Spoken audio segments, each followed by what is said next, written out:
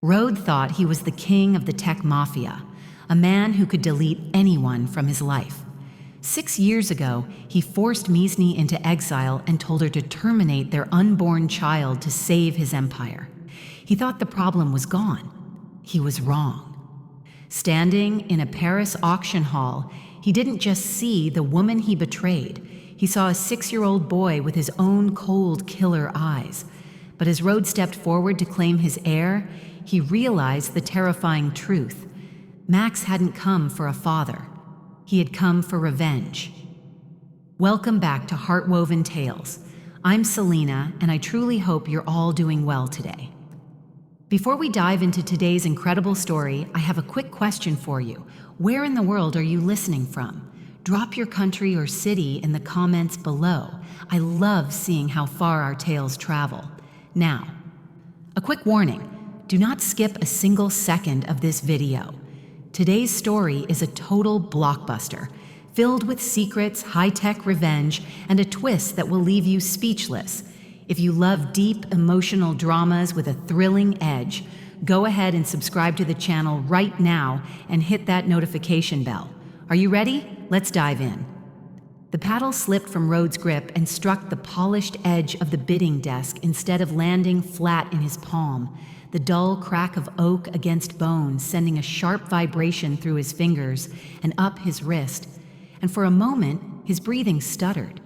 The heavy, conditioned air of the auction hall pressing against his lungs as if the building itself had leaned closer to watch him falter, carrying with it the layered smells of old paper, varnished wood, aging leather, an expensive perfume that clung to the back of the throat in a way that felt deliberate, curated, designed to remind everyone inside that this was a room where history was bought, sold, and quietly rewritten. Rode steadied himself the way he always did, rubbing his thumb against the side of his index finger in a slow, controlled circle, the leather of his glove creaking faintly, the habit so deeply ingrained that it surfaced before conscious thought, a reflex born on a bitter Zurich night 6 years earlier when snow buried the streets outside his hotel, and he learned how easily people could be erased if you convinced yourself they were a liability instead of a life. Pause. The auctioneer's voice rolled across the hall, smooth and amplified, announcing figures that climbed with mechanical precision, numbers stacking neatly on top of one another like obedient lines of code. But Rode barely registered them anymore because his attention had caught on something that did not belong to the choreography of power unfolding around him, something reflected in the tall glass window at the far end of the room where the city lights blurred into streaks of gold and rain. A woman stood there, slightly apart from the crowd, not pressing forward, not bidding, not performing interest, her posture composed and self-contained, one shoulder angled subtly toward the small boy at her side, as if the space between them were a shield rather than a gap. And before Rode fully recognized her face, the scent reached him first, faint but unmistakable. Jasmine threaded with rain and cold air, slipping past the artificial perfumes of the hall and settling into his chest with the quiet cruelty of memory. Meesni. The name surfaced without sound, heavy and unwanted, carrying with it flashes of late nights and glowing screens, of shared silence broken only by keystrokes, of a March evening in Milan when thunder rattled the windows and she laughed softly at something only she had noticed. Back when he still believed proximity was the same thing as intimacy. She didn't look toward him, and that absence landed harder than any confrontation could have, because it suggested not fear, not anger, but completion, as if whatever he had been to her had already been processed, archived, and moved into a closed folder she no longer needed to open. Pause. Her face had changed in ways that unsettled him, not softened by hardship as he might have expected, but sharpened instead, the lines of her expression precise and controlled, beauty refined by pressure rather than diminished by it, and Rode felt an irrational flicker of irritation at the back of his mind, quickly suppressed because irritation meant emotional leakage, and emotional leakage was a vulnerability he had trained himself out of long ago. Then the boy beside her shifted his weight, a small, almost unconscious movement, heel rocking back, toe aligning forward, and Rhodes' gaze dropped against his will, his pulse ticking faster as recognition crawled slowly up his spine. Because the movement was wrong for a child, too measured, too intentional, mirroring the exact cadence Rhodes himself used when crossing rooms filled with men who smiled while calculating how to betray him. The boy's shoes aligned perfectly with the seams in the marble floor, each step economical, balanced, deliberate, and Rhodes' throat tightened as his mind began assembling conclusions it did not yet want to accept, because data could be manipulated, appearances could be staged, but instinct had a way of bypassing logic entirely. When the child finally lifted his head, the sound in the hall dulled into a distant hum, as if someone had lowered the volume on the world, and Rhodes found himself staring into eyes that did not wander, did not soften, did not blink with childish impatience, eyes that assessed instead of wondered, focused with an intensity that felt disturbingly familiar. For a fleeting, disorienting second, Rhodes had the sensation of looking into a mirror that did not reflect his movements, but studied him instead. Detached and precise. Pause. Meesni's fingers tightened around the boy's hand, knuckles paling briefly before smoothing back into calm, and the gesture alone told Rhodes everything he needed to know about her awareness, about the way she had already clocked his presence without granting him the dignity of acknowledgement. She turned her head slightly, not toward him, not to confront or accuse, but toward the exit, the decision communicated through movement rather than words, and Rhodes felt a sudden, unfamiliar tension coil in his chest as she began to move, threading through the crowd with quiet efficiency, the boy matching her pace step for step as if they shared an internal rhythm no one else could hear. The auctioneer called out another rising bid, a gavel tapped lightly against wood, and the sound seemed absurdly small compared to the realization pressing down on Rhodes' lungs, because power had not prepared him for this, and control did not protect against recognition. By the time he forced his legs to carry him forward, bodies seemed to slow around him, conversation stretching, gestures lagging, and the glass doors at the far end of the hall were already swinging open, releasing a gust of cold, rain-heavy air that smelled of wet asphalt, metal, and the electric hum of the city beyond. He caught only the fading outline of Meesni's coat and the boy's smaller figure disappearing into the rain-slicked night, swallowed by reflections and neon and shadow, as if Paris itself had opened its mouth and taken them back. Pause. Something metallic glinted near the threshold, catching the light just long enough to pull his attention downward. The locket was warm when he picked it up, the chain thin and slightly twisted, damp with rain and body heat, and Rhodes hesitated before opening it, a rare resistance tightening his chest as if some buried instinct recognized that this was not information, not leverage, but consequence waiting to be acknowledged. Inside was not her face. The photograph had been attacked violently, the eyes scratched out with jagged strokes of red ink, pressed so hard they tore the paper beneath, the rage in the lines unmistakable, and Rhodes' grip tightened until the sharp edges bit into his palm, pain blooming bright and grounding, a reminder that he was still flesh and bone, and not just the architect of systems designed to erase such reminders. Around him, the auction continued as if nothing had happened, numbers climbing, fortunes shifting hands, the room obedient to a script that no longer included him, while Rhodes stared at his own defaced image and felt the first unmistakable tremor of something vast beginning to crack beneath his feet. Pause. Let me ask you something. Have you ever been so certain you deleted someone from your life completely, only to realize later that they were never gone at all, only waiting for the exact moment when your certainty would become your weakness? If this moment tightened something in you, if you feel that quiet unease spreading the way it is inside Road right now, stay with this story and subscribe, because what comes next isn't about revenge shouted into the open, but about consequences that move silently, patiently, and with terrifying precision. Road closed the locket slowly, the soft click echoing louder in his ears than the auctioneer's gavel, and outside, the rain kept falling, washing the city clean, as if Paris itself were pretending that nothing irreversible had just been set into motion. 2. The soft click of the locket closing still echoed in Road's ears long after the auction hall disappeared behind him. The sound following him through the underground garage, where concrete pillars sweated faintly with damp, and the air smelled of oil, cold stone, and the lingering metallic trace of rain carried in on his coat. And as he slid into the back seat of the car, the leather creaked beneath his weight in a way that felt too loud in the silence, as if the vehicle itself were registering the shift in him, responding to attention it had never carried before.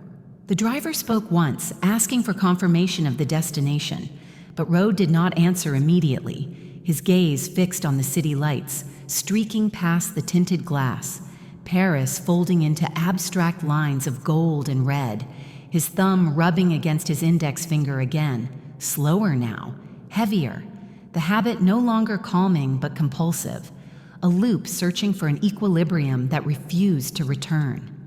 "Home," he finally said, his voice steady enough to pass inspection, and the car surged forward, tires whispering against wet asphalt as if the city were conspiring to keep secrets. Pause. The penthouse greeted him with silence so complete it felt staged, the kind of silence engineered rather than natural, broken only by the low hum of servers hidden behind glass panels and the distant, almost imperceptible click of climate control systems recalibrating to his presence. Lights rose automatically as he crossed the threshold, washing the space in a clean white glow that reflected off steel, glass, and polished stone. Surfaces chosen not for comfort, but for control, for the way they revealed nothing back to the man standing among them, and Road shrugged off his coat, the fabric landing precisely on the back of a chair he never actually used. He did not sit, he paced. Bare feet moved soundlessly across heated marble as he crossed from window to console, from console to bar, hands flexing and relaxing as if testing whether his body still belonged to him, because something about the night had dislodged a balance he had relied on for years, and no amount of square footage or altitude could disguise the fact that the space felt suddenly hollow, stripped of meaning the way abandoned data centers feel hollow once the power is cut. Pause. He stopped in front of the wall of screens with a practiced gesture, fingers moving through the air, summoning feeds and files with the ease of a man who had built the systems himself, and within seconds the auction hall reappeared in fragments, angles and timestamps overlaying the footage, his own reflection caught faintly in the glass as the moment replayed again and again. There was Meesni, frozen mid-step, her profile sharp, her expression unreadable. And there was the boy, Max, captured in high resolution, his posture, his gait, his stillness laid bare by data that did not understand what it was revealing. Road leaned closer, breath fogging the glass slightly, eyes scanning for anomalies the way he always had, because anomaly detection was how he survived, how he ruled, how he justified every decision he ever made, including the one 6 years ago when Meesni stood in his office under a sky heavy with summer heat and told him something that threatened to fracture his carefully constructed ascent. Pause. 6 years ago, emotion was a variable he believed he had already solved. He remembered the exact date without effort, remembered the way the city shimmered under a relentless July sun, remembered the weight of his desk beneath his palms as Meesni spoke, her voice steady but her hands betraying her, fingers curling slightly as if bracing for impact, and he remembered the calculation that followed, fast and brutal, the way his mind stripped the moment down to risk assessment instead of human consequence. A child meant exposure, unpredictability, leverage for enemies who would not hesitate to use blood against him. And in that moment, he did not see a family forming. He saw a breach in the firewall of his future. So he chose efficiency. He chose permanence. He pulled strings that did not officially exist, called in favors that were never recorded, engineered a narrative so clean it could survive scrutiny, and watched as Meesni's name was quietly folded into an investigation she did not understand until it was too late. When he told her to delete the problem and disappear, his voice did not shake, and that was the lie he told himself for years. That control without hesitation was strength. Pause. Now, standing alone in a room built to house an empire, Rode felt the weight of that choice settle differently, not as regret. Regret was useless, but as recognition, the slow realization that deletion had never been the same thing as erasure, that systems remembered even when people pretended not to. He rewound the footage again, pausing it at the moment Max looked up, zooming in until the pixels sharpened into something uncomfortably intimate. And for the first time, Rode felt something dangerously close to pride coil alongside his dread. A reaction so unwanted it made his jaw tighten. The boy did not fidget. The boy did not smile. The boy watched. And that was when the first screen flickered. Just once, a brief stutter of light that could have been dismissed as a power fluctuation if Rode had not been trained to notice the smallest irregularities. His spine stiffening as a second screen followed, then a third, the glow shifting imperceptibly from white to a faint, pulsing crimson that bled across the room like a warning light no system was supposed to have. Pause. Rode straightened slowly, every sense sharpening as the red deepened, saturating the penthouse in a hue that transformed glass into mirrors and shadows into something alive. And he moved toward the central console, fingers hovering, waiting for an alert that did not come. Because whatever was happening was bypassing protocols he himself had written.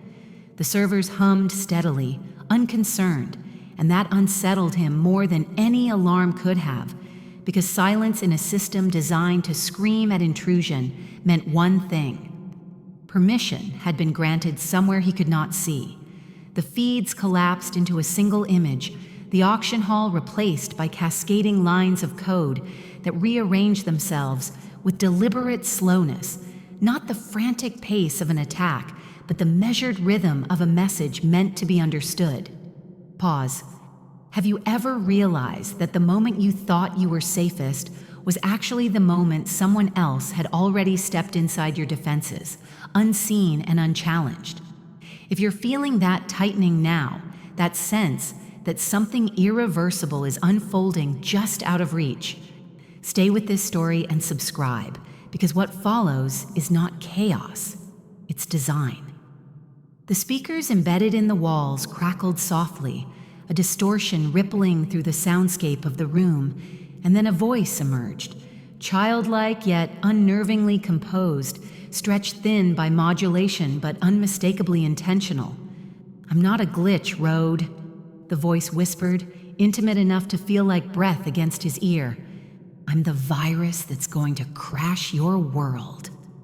The screens pulsed once more, the red deepening to near black, and Rode stood perfectly still in the center of his kingdom, surrounded by systems that no longer answered to him, understanding at last that the choice he made 6 years ago had not ended a problem. It had only delayed its execution. 3. The red glow from the penthouse screens had faded to a residual pulse, but Rode could not leave the room. He paced between consoles and glass panels, heels sliding over heated marble, hands clenching and unclenching, the faint scent of rain on his coat mingling with the tang of ozone from the servers. For 48 hours, he existed in a loop of obsession, a predator circling a prey that was no longer visible, but had left traces so precise He could follow them across continents, through fiber optic cables, under firewalls, and past digital guardians that had once felt invincible. Each keystroke felt like a heartbeat, a rhythm measured, mechanical. But as the hours ticked by, that rhythm became a warning. He was tracking someone who was already watching him back. Pause. Rode watched Meesni's life unfold in microseconds. Every digital footprint, every anonymized transaction, every server ping and discarded IP address told a story he had believed he had closed 6 years ago, a story that now ran like a virus beneath the surface of the world he thought he controlled. She had rebuilt herself entirely, not merely surviving, not merely hiding, but ascending into a domain he could barely reach. The elite coder known as the Ghost was not a rumor. She was a force. Her reputation whispered through the underground forums of hackers and corporate espionage alike, a spectral presence capable of dismantling empires with the precision of surgical code. Rode felt the first real twinge of fear he had ever acknowledged, sharp and electric, as he realized that she had been planning this from the moment he forced her out. Every step deliberate, every algorithm laid with intent, and he had never once suspected it. The world outside the penthouse receded into insignificance. Days passed uncounted. Food and drink became a background hum. He had obtained a genetic sample from Max, a boy who had never known a father and yet carried the exact imprint of his own lineage from a discarded water bottle left in a park. The collection had been simple, surgical, but the act carried a gravity that crushed him nonetheless. The sample traveled through private couriers, encrypted containers, and lab equipment of his own design, arriving finally at the private lab concealed beneath his apartment. A space colder than any morgue he had ever seen. Instruments gleaming like weapons, refrigerators humming like cautious sentinels.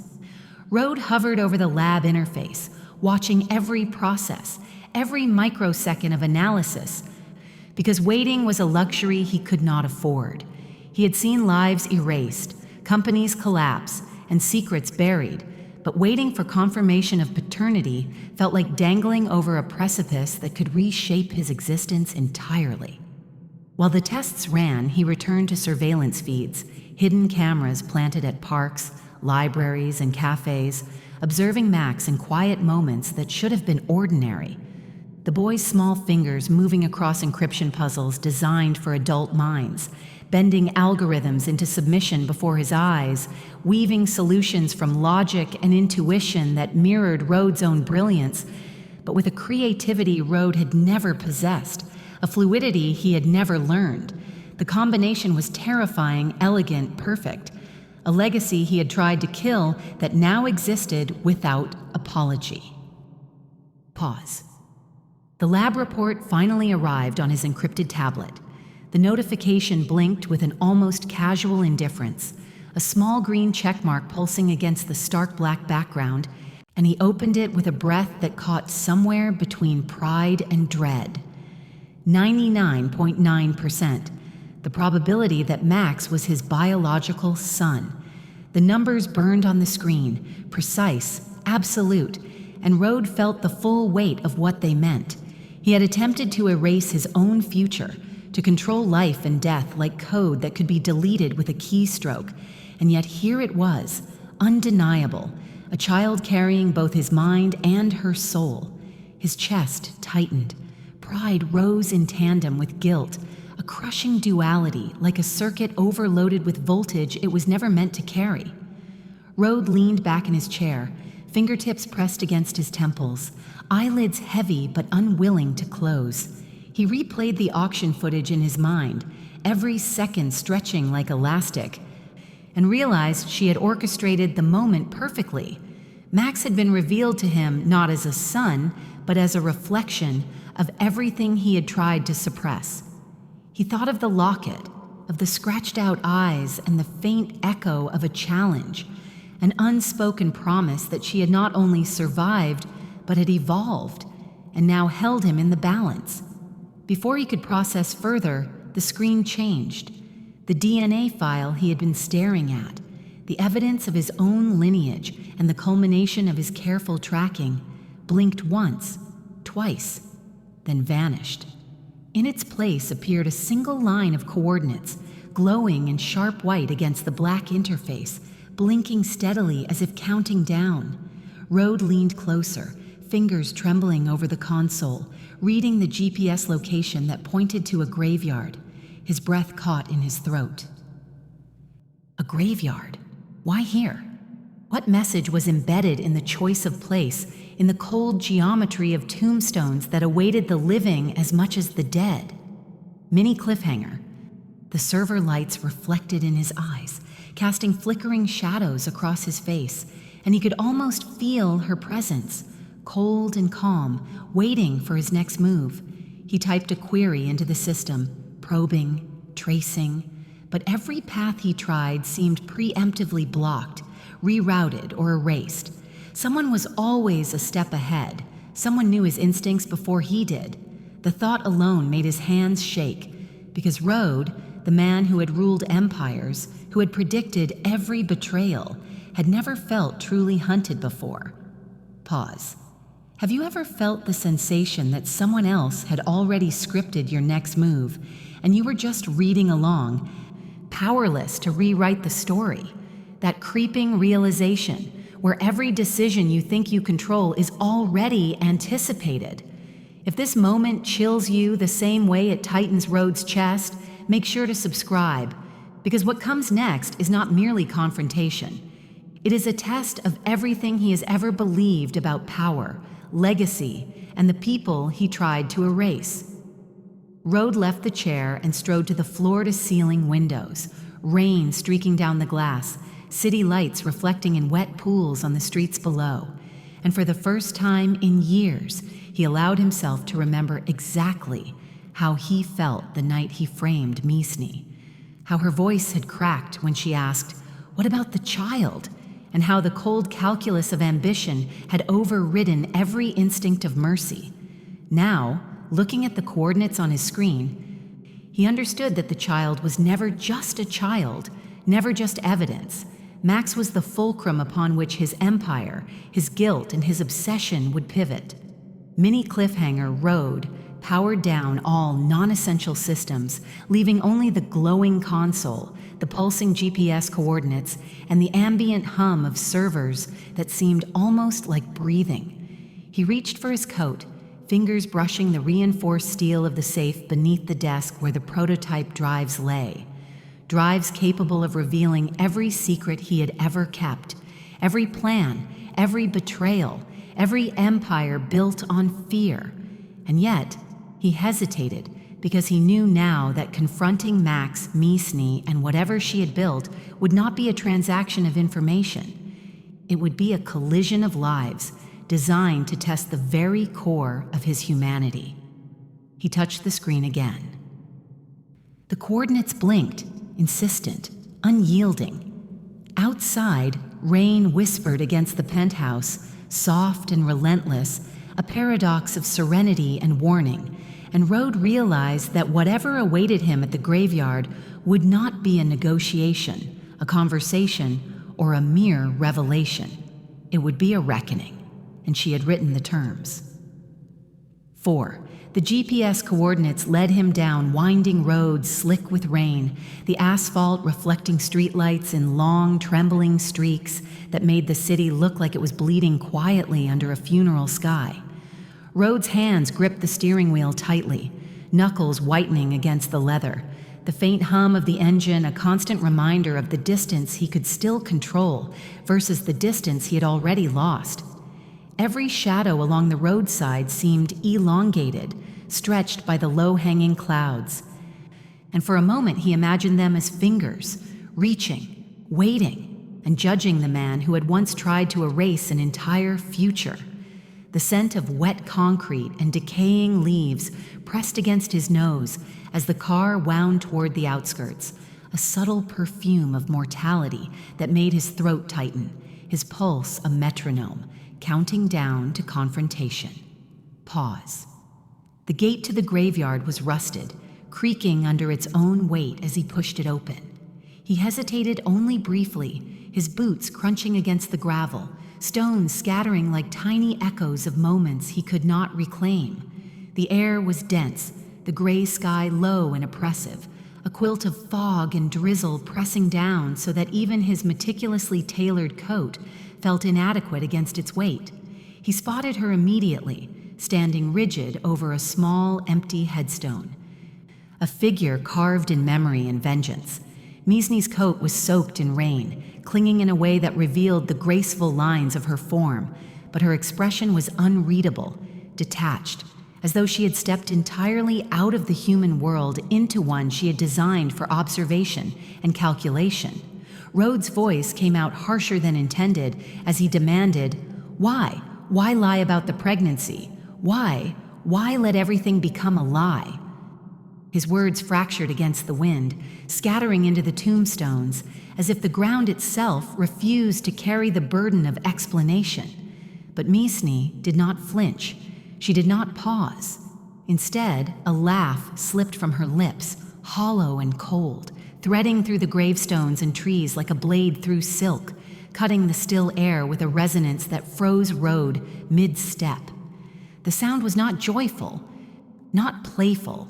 It was voided, empty, a reminder that whatever innocence might have existed between them had long been consumed by strategy and survival. "The boss you loved," she said, voice low but sharp enough to slice through his disbelief, "died the day you chose money over our child. That man is gone, Rhodes. Don't waste time looking for him in me or in Max. He's buried along with what you tried to destroy." Her words fell like stones in a pond, each ripple sending doubt into Rhodes' chest, unbalancing him in a way no financial collapse or boardroom betrayal had ever managed. Mini cliffhanger. Rhodes reached into his coat pocket, producing a small envelope with financial codes, the key to millions he had set aside for restitution, for leverage, for anything that might mollify her or at least buy a temporary truce. He set it on the ground carefully, a gesture that meant more than cash. It meant submission, recognition, admission. Meesni bent only once, flicked her thumb across her phone, and in a blink, his eyes caught the real-time data. His accounts were bleeding, numbers disappearing faster than systems could react.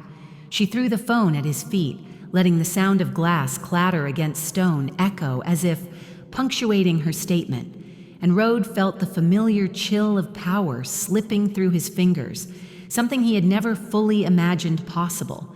From behind a monument, a figure emerged, moving with deliberate, unnervingly calm steps. Max. The boy's movements were precise, measured, almost surgical. He held a tablet in his small hands, fingers brushing the edges like a conductor preparing an orchestra for a symphony of destruction.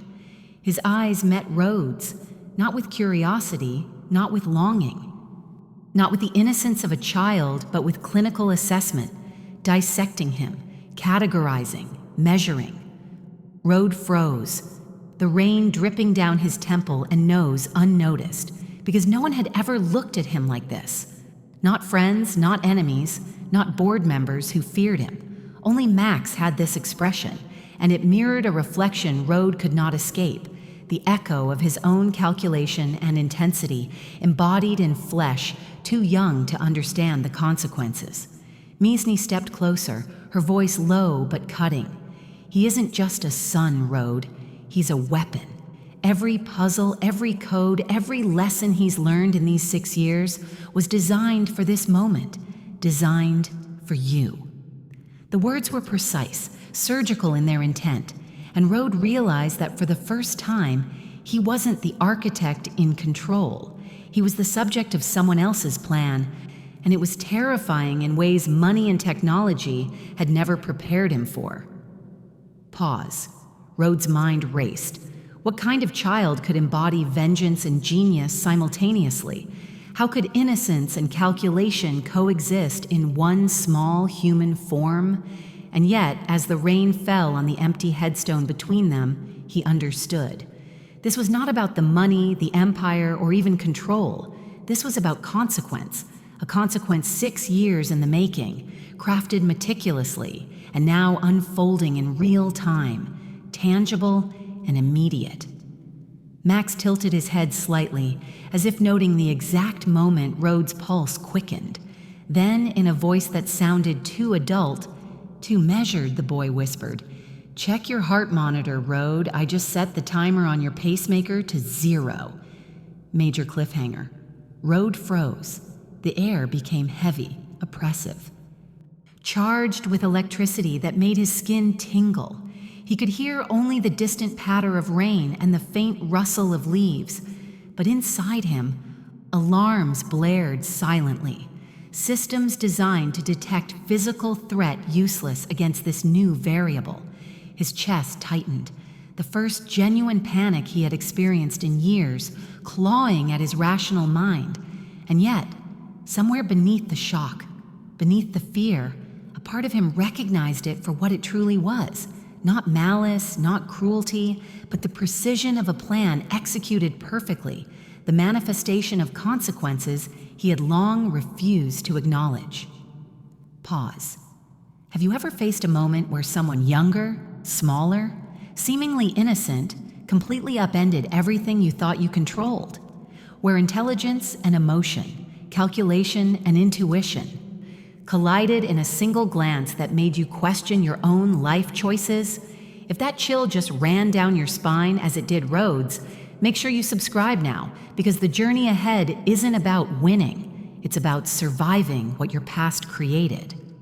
Rhodes' hands clenched into fists, knuckles pale against the wet stone of the gravestones as he surveyed the space between him, Meesni, and Max. Each breath felt deliberate, each step weighed with calculation. The rain fell harder, drumming a rhythm of tension across shoulders and coat, dripping from hair and collar, and he realized that the ground beneath them, soaked and reflective, mirrored the labyrinth of his own mind, murky, unpredictable, and impossible to navigate without leaving footprints that could be followed, measured, and anticipated. Mini cliffhanger. Lightning split the gray sky, illuminating the empty headstone and the figures around it in stark, unnatural contrast. For a heartbeat, time slowed. Rhode could see the subtle twitch of Max's fingers on the tablet, the faint tension in Meesni's jaw, and the reflection of himself in the polished surfaces of the wet stone. Every instinct he had honed over decades told him to retreat, to control, to dominate. But instinct alone would not untangle the traps set by those he had once dismissed as powerless. Pause. Rhode inhaled sharply, fogging the lenses of his glasses slightly, and wondered, could he still rewrite this story, or had the code of his own decisions already locked him into the outcome? And as he stared at the boy, small but formidable, a question pressed forward through the fog of fear and calculation. If the person you tried to erase becomes your most powerful adversary, can you still survive what you've created? 5. Rhodes' chest heaved as he staggered back, hands clutching his ribs, the echo of Max's words still slicing through the rain-soaked memory of the graveyard. I just set the timer on your pacemaker to 0. The realization hit him first as a shockwave through his nerves, a jolt that left his vision twitching with spots of red and blue from the city lights reflected in his consciousness. The timer had been a bluff. He realized that slowly, painfully, as his pulse steadied against his will. Yet the impact of the message, the awareness that Max had the intellect to conceive such a thing, left him gasping in awe and horror simultaneously. It was a display of cunning, a demonstration of control, and a declaration of power that rode beyond physicality. It was proof that this child, his child, had been sculpted in a mind more formidable than his own. Pause. Meesni's voice was calm, surgical, slicing through the tension like a scalpel. Rhode, she said, tone devoid of warmth but full of precision. I didn't just survive. I rebuilt. I rebuilt with every moment you tried to erase me. Every day in hiding. every line of code, every algorithm you thought lost in the chaos. I rebuilt a counter-empire specifically to dismantle yours, to dismantle you." Her words sank into the marrow of his bones, resonating with a dissonance that unsettled him more than the rain, more than the shadows, more than any corporate betrayal he had ever endured. For decades, he had relied on fear as currency. Now he realized fear could not contain the offspring of genius, of vengeance, of survival. Rhodes' eyes darted across the graveyard in memory, recalling Max's eerie composure, the calculated tilt of his head, the subtle way his small fingers brushed against the tablet. The boy's brilliance had been honed deliberately, each lesson a strike against the man who had once framed the woman he loved. Rhodes' chest tightened again, not from the pacemaker trick, but from recognition. Recognition that his son was a more dangerous, more intelligent, more formidable version of himself. Every detail Max had ever mastered, every code, every bypass, every strategy was his own mirrored back with a cruelty disguised as childlike detachment. Mini cliffhanger. The next morning, Rhodes left his penthouse with the weight of a man who had walked on ice over a volcano. He arrived at the local park, a place once meant for leisure, laughter, and simplicity, carrying not toys for Max, but gifts that symbolized every luxury, every indulgence, every apology money could buy. He approached the boy cautiously, the tactile memory of rain and stone still present, and offered each gift as if placing offerings at an altar. Yet Max looked at the packages, the wrappers, the glittering gadgets, and with a single precise movement dismissed them. "You miss the flaw in your security," he said softly, pointing out vulnerabilities in Rhodes' entourage with the kind of cold accuracy that cut deeper than any insult or confrontation ever could. Rhodes felt his chest tighten again, but this time not with fear, with a dawning understanding. Respect could not be purchased, it could only be earned, and the currency had nothing to do with money. Rhodes sat on a nearby bench, rain dripping through his coat, and watched the boy move, his gaze analytical, detached, yet unmistakably sharp. The patterns in Max's mind were visible to Rhodes as if he could almost map them, a landscape of brilliance and precision. And in that moment, he realized what he had to do. He had to stop being a boss, stop being the predator who ruled through fear, and start being a human, start being a father. The confession he would write would not be a tool for business, not a lever to manipulate, but a surrender, an acknowledgement of every crime committed, every injustice enforced, every life manipulated for the sake of power. Pause. Hours passed. Rhodes sat at his desk, pen hovering over paper, hands trembling. Each word was deliberate, each line a reconstruction of guilt, each sentence an admission of failure, humanity, and responsibility. The pen scratched across the page in a rhythm like a heartbeat, erratic yet determined, mirroring his own pulse, his own terror, and hope intertwined. Outside, rain streaked the city in vertical silver lines, blurring the lights, blending the world into a watercolor of tension, reflection, and the fragility of time. Have you ever felt like your own creation, your own mistakes, could return not only to confront you, but to surpass everything you thought you knew about control? Rhodes felt that fully, as every letter he wrote connected the past to the present, as if each stroke might alter the balance of power, might restore what he had destroyed, might earn even a fraction of the respect of the child who was his son. If you feel the weight of those words as he does, make sure to subscribe, because the story of consequence has only begun, and surviving what you've created is never as simple as it seems. Mini cliffhanger.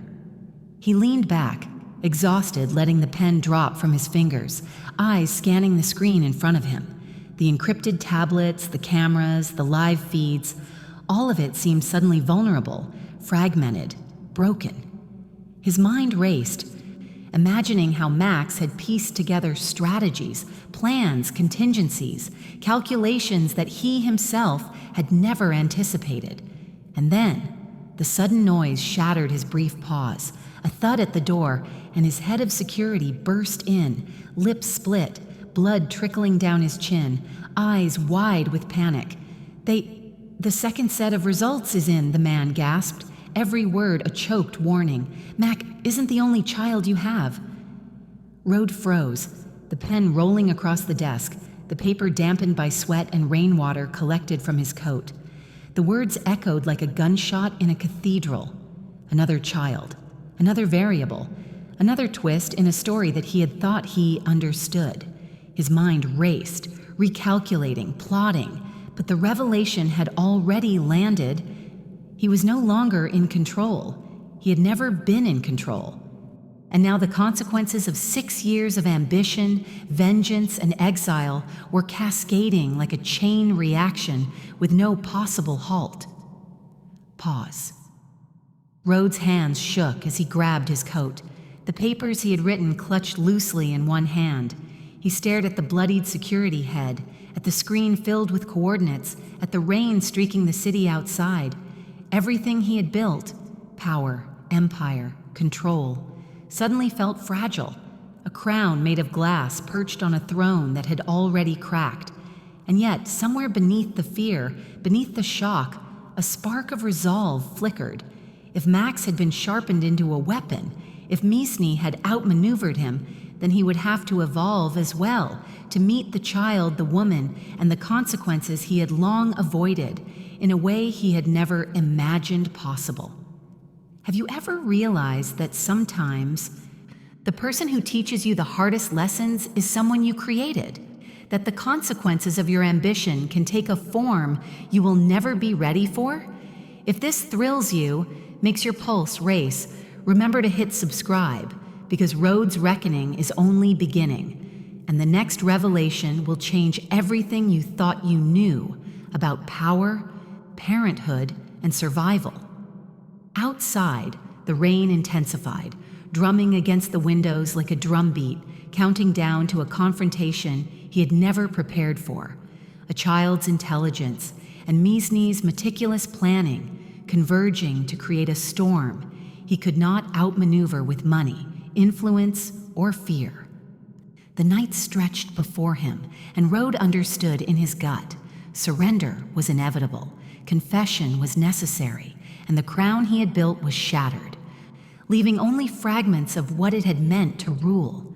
And in the shadows, hidden behind strategy and vengeance, the next move was already being written, by forces he could no longer ignore. The rain from the night before had soaked the city streets, and the smell of wet asphalt mixed with exhaust fumes clung to Rhodes' coat as he stormed out of his penthouse, papers from the confession clutched tightly in one hand, the other resting instinctively near the concealed weapon beneath his tailored jacket. The revelation of another child had fractured every calculated plan he had held onto for years, leaving only fragments of strategy, panic, and the raw pulse of desperation. His phone buzzed violently, an encrypted message from one of his analysts flashing red. Max was missing. He felt it first in his stomach, a hollow gut punch that no amount of corporate dominance could shield him from. Pause. Meesni was already waiting, her silhouette appearing through the haze of rain and city lights, hood drawn but posture impossibly rigid. There was no need for words at first. The tension between them vibrated, a bridge of shared history, betrayal, and necessity stretching taut. Ventor, the second in command, had not only discovered the secret but had chosen to weaponize it, proving once again that in Rhodes' empire, loyalty was contingent, and weakness was a vulnerability that could be exploited to lethal effect. Max had been kidnapped from his school, a place where innocence and curiosity usually thrived, and Rhodes felt a twist of anger and fear he had not felt since he was a child himself, watching his own father make cold, calculated moves that shaped his early understanding of control. The basement they met in was dark, the kind of subterranean space where shadows consumed movement and sound, every dripping pipe and faint electrical hum, a reminder that the world above held no dominion here. Rode and Meesni worked side by side, the familiarity of old chemistry resurfacing like a dormant virus activating after years of silence. Fingers flew across keyboards, coding lines streamed like rivers of light on screens, algorithms nested within algorithms, each bypassing high-level firewalls Ventor had set with ruthless precision. Every keystroke was a negotiation between past resentment and present necessity, and Rode realized that in this moment, survival demanded unity, the very unity he had scorned for years in favor of dominance. "Rode," Meesni whispered, leaning closer, her breath fogging the screen slightly. "Look at this. Echo is active. The system is tracking Max's emotional signature. We can see him, feel him, through the data. He's scared, but he's in control. And so is Ventor in his own way. We have one shot." Rode's eyes narrowed, mind racing to integrate this new layer of complexity. The Echo system was a marvel, a window into the human psyche through data points, and yet the implications were unnerving. Max's fear signature was tempered by an intelligence and calm beyond his years, and Ventor's own emotional output reflected a man who had learned to suppress empathy in favor of control. Rode realized in that moment that Ventor was not merely a villain. He was a mirror, a distorted reflection of the man Rode had once been. Ruthless, unfeeling, a heart armored against attachment. Pause. They traced Max's coordinates to a warehouse on the outskirts of the industrial district. The streets there were silent, the usual hum of activity absent, as if the city itself recognized the tension, the impending clash. Rainwater pooled in uneven rivulets along cracked pavement, reflecting fractured neon signs that painted the buildings in jagged shards of color.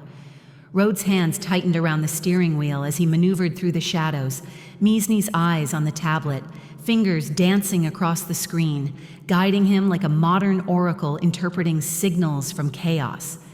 The anticipation was suffocating, each second stretched, measured not by clocks but by heartbeats and the faint electronic hum of Max's tracked signature. "Do you think he even recognizes us?" Rode murmured under his breath, voice almost lost to the drizzle outside. "Does Max see his father, or just another variable in his calculations?" "Does it matter?" Meesni replied, eyes sharp. "We have to move before Ventor realizes we're close. Max is brilliant, but he's only human." Her words carried a dual meaning, a warning wrapped in reassurance, a subtle acknowledgement that despite all his genius, Max was still her child, and that balance of human vulnerability and engineered intelligence could shift in a heartbeat. Pause. The warehouse loomed in the fog, a concrete monolith barely illuminated by sporadic streetlights. The gates were rusted, heavy, and moved with a groaning resistance that seemed to echo Rode's own apprehension. Meesni and Rode approached cautiously, scanning for security systems, traps, sensors, anything Ventor might have laid in anticipation. The rain-slicked ground reflected their shadows, stretched, distorted, a visual metaphor for the moral ambiguity and danger ahead. Every instinct told him to storm in, but experience, calculation, and the echo readings demanded patience. The boy's safety depended on precision, and precision was the only weapon left that mattered. Inside, the warehouse doors creaked as they entered, the sound amplified in the cavernous space. Ventor's traps were visible in subtle cues, misaligned crates, the faint scent of electronic circuits recently tampered with, and the deliberate pattern of puddles reflecting the overhead lighting. Rode felt a pang of recognition. This was familiar territory, a chessboard, a battlefield, and yet different. No longer his alone to command. Max's signal pulsed faintly on the ecosystem, an emotional lighthouse guiding them through the darkness. and Rode realized that in every measured step, the boy had anticipated, adapted, and prepared. Pause. They moved silently, tactical shadows merging with technological observation, hearts beating in time with the faint hum of Max's presence on the screen. Meesni whispered updates, small directives, and occasional reassurances. 2 steps forward, left, he's there. The coordinates led them to a central chamber, crates stacked haphazardly, wires snaking across the floor like snakes ready to strike. The tension was palpable, a living organism pressing against every nerve ending. Rode's breath hitched as he approached, expecting the worst. The confrontation, the violence, the culmination of fear and revenge, and then the scene hit him like a shockwave. Venter tied to a chair, weeping, face streaked with tears, vulnerability stark and unmasked, while Max sat calmly atop a crate, crunching into an apple with deliberate nonchalance, eyes sharp and calculating, a predator and a child simultaneously. Rode's vision blurred as he processed the tableau, the supposed villain incapacitated, the child commanding the scene with ease, and the weight of every past decision crashing into the present in one surreal, impossible moment. Pause. Have you ever walked into a situation expecting to confront an enemy, only to find the enemy defeated and the instrument of your fear fully in control? Rode's chest tightened as he realized this was not simply a rescue.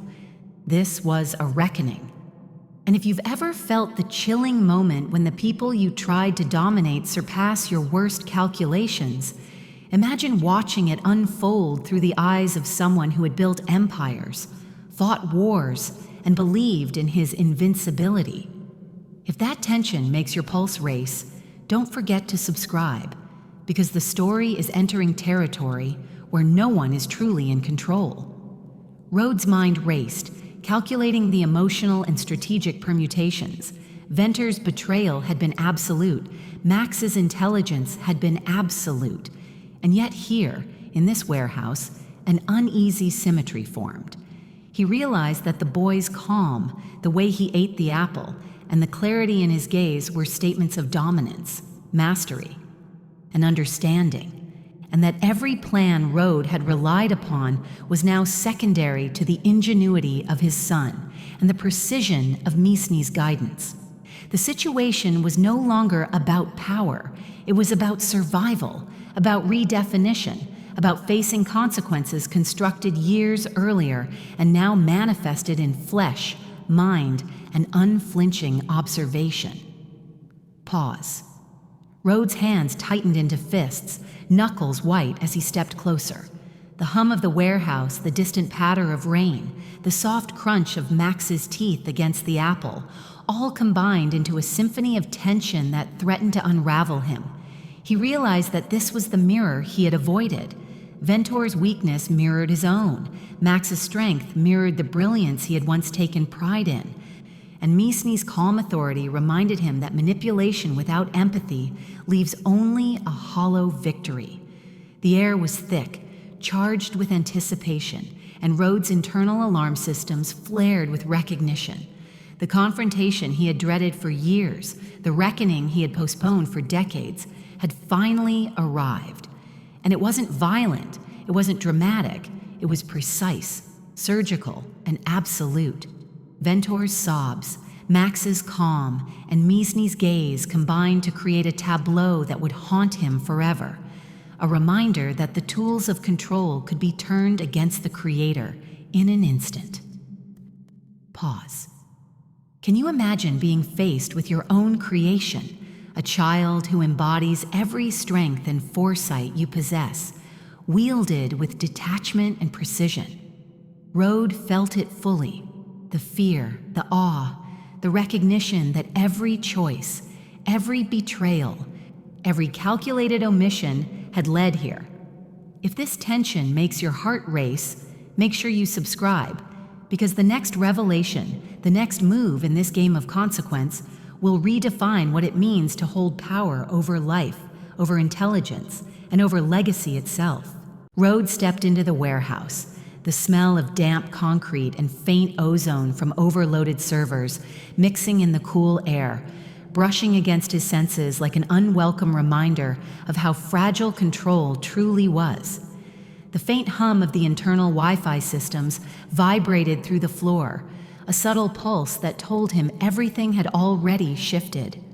Max sat atop a crate, legs dangling lazily, an apple in one hand, the other hovering over a tablet that glowed with cryptic codes, green light reflecting in his intense, calculating eyes.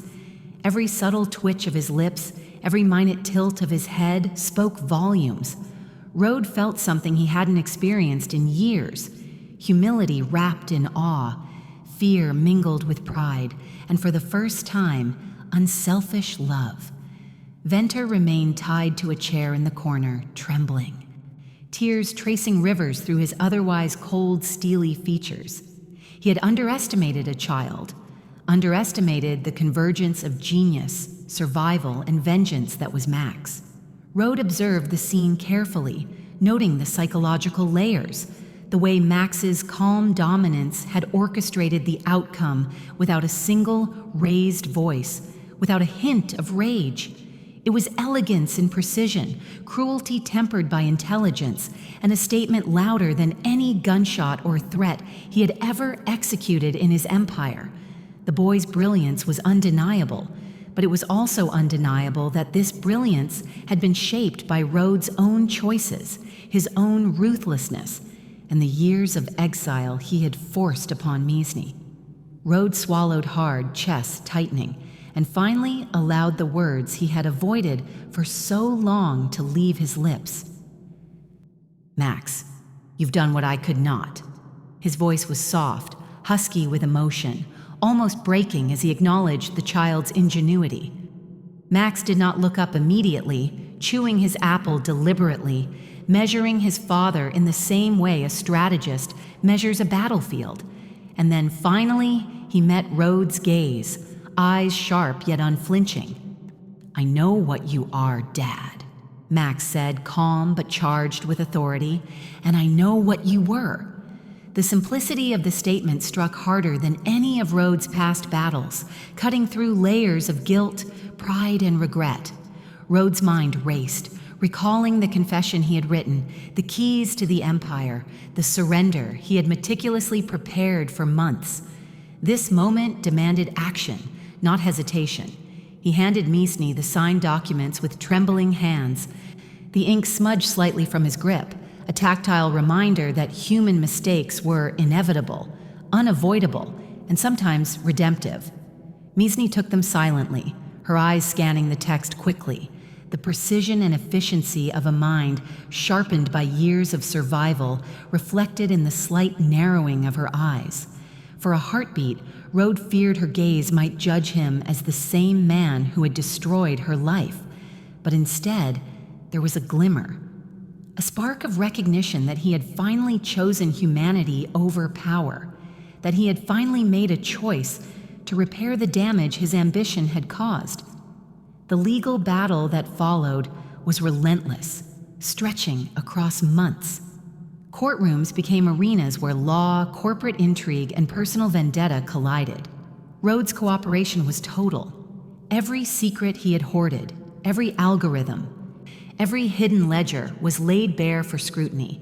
Meesni led the reformation of the Tech-Mafia, transforming a network once built on fear and manipulation into a foundation promoting ethics, transparency, and innovation. Every decision, every financial restructuring, every public announcement reflected a mother and a strategist wielding power with intelligence and compassion, the antithesis of Rode's prior methods.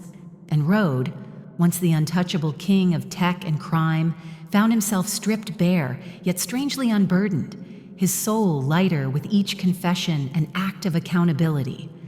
When the day came for Rode's release, the prison gates opened with a metallic groan, the air thick with damp earth and urban heat. He stepped out, blinking under the sun, feeling the alien weight of freedom pressing on him. A freedom that had not been his for decades. The small black SUV waiting in the parking lot seemed almost poetic, a symbol of modesty compared to the skyscraper penthouses and fortified compounds of his former life. He slid into the seat, hands gripping the leather lightly, and the world felt simultaneously immense and intimate, expansive yet tethered to what mattered most. Max, who waited for him patiently in the park, tablet set aside, a small smile of anticipation curving his lips. Rhodes sat beside Max on the worn wooden bench, rain puddles reflecting the early morning sky in muted silvery fragments. He handed the boy a simple set of blocks, the kind meant to teach creation rather than destruction. "Let's build," Rhodes said softly, his voice carrying a weight of years, of mistakes, and now of hope. Max looked up at him, eyes gleaming, and nodded. Together, father and son began to construct towers, bridges, and intricate patterns, each click and snap of the blocks a rhythm of reconnection, of teaching, of new beginnings. The city hummed around them, distant sirens and traffic blending with the tactile satisfaction of solid blocks fitting together in precise harmony. Rhodes' chest felt heavy but unburdened, every breath a meditation on the consequences he had faced and the redemption he was finally pursuing. Meesni watched from a distance, smartphone in hand, the faint glow of the screen illuminating the contours of her focused expression. Then, without warning, her phone rang, a sound that cut through the morning calm like a blade. She answered instinctively, her voice tense. A familiar chilling whisper came from the line, a voice that was impossibly identical to Rhodes' own. "The boy is a masterpiece, but wait until you see what I did with his twin sister." Rhodes froze, Max's head tilted curiously, blocks clutched loosely in his small hands. The wind whispered through the park trees as if echoing the new threat, the possibility of yet another revelation, another layer of complexity he had not anticipated.